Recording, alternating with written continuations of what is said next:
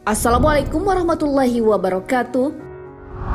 Sahabat beriman, Nabi Sulaiman dikenal memiliki kuasa atas jin dan hewan. Begitu juga dengan kekayaan yang dimiliki. Beliau juga memiliki kerajaan yang tak ada bandingannya. Namun tahukah Anda, jika kekuasaan Nabi Sulaiman sempat dicabut, mengapa hal itu bisa terjadi? Lalu apa yang dilakukan Nabi Sulaiman untuk kembali ke posisinya semula?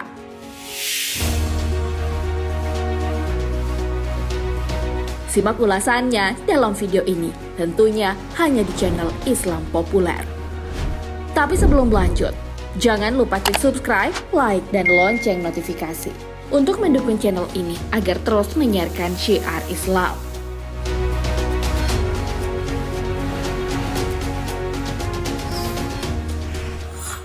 Kisah dicabutnya kekuasaan Nabi Sulaiman diabadikan dalam kitab Badi'uz Zuhur fi Waqa'id Zuhur, karya Muhammad bin Ahmad Al-Hanafi.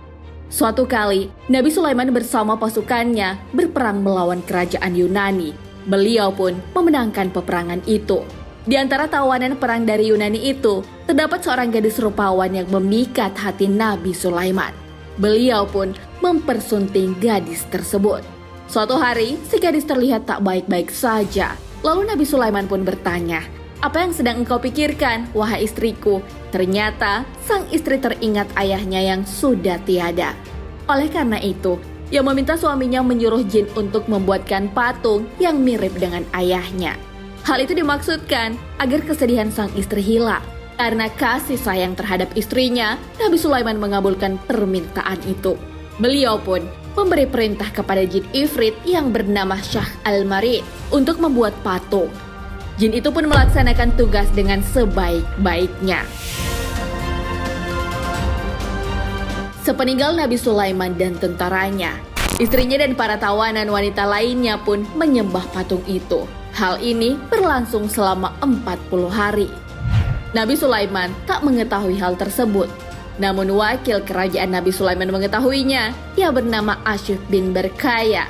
Ashif ini juga sering memberikan nasihat kepada Bani Israel. Jika ia menyebutkan nama-nama Nabi dan nasihatnya, ia memujinya.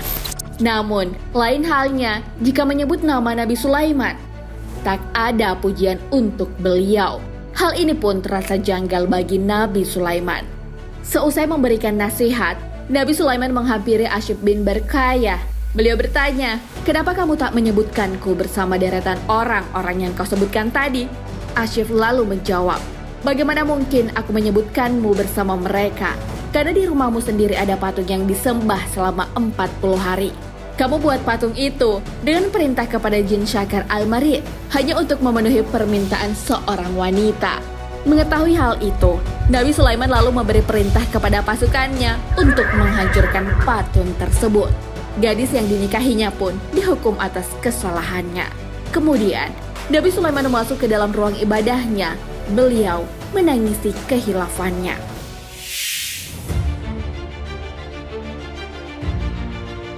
Karena kesalahan yang dilakukan, Allah menghukum Nabi Sulaiman dengan melepaskan kekuasaannya.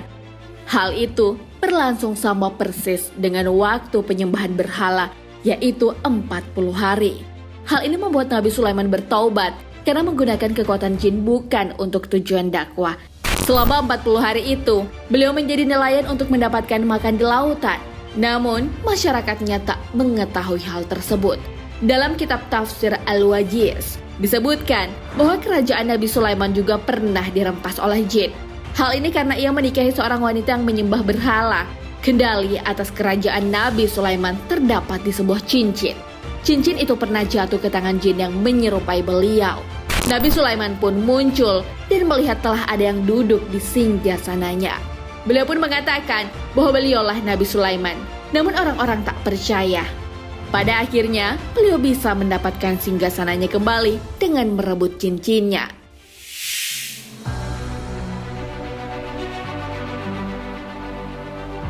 Nah, sahabat beriman, itulah kisah tentang kekuasaan Nabi Sulaiman yang pernah dicabut. Hal ini disebabkan oleh seorang wanita yang tak lain adalah istrinya sendiri. Tak hanya itu, kerajaan beliau juga pernah dirampas oleh jin yang sengaja menyerupai beliau. Tentu saja hal itu terjadi atas kuasa Allah Subhanahu wa Ta'ala. Dia mengetahui semua yang terjadi. Hal ini sudah disebutkan dalam kitab suci Al-Quran.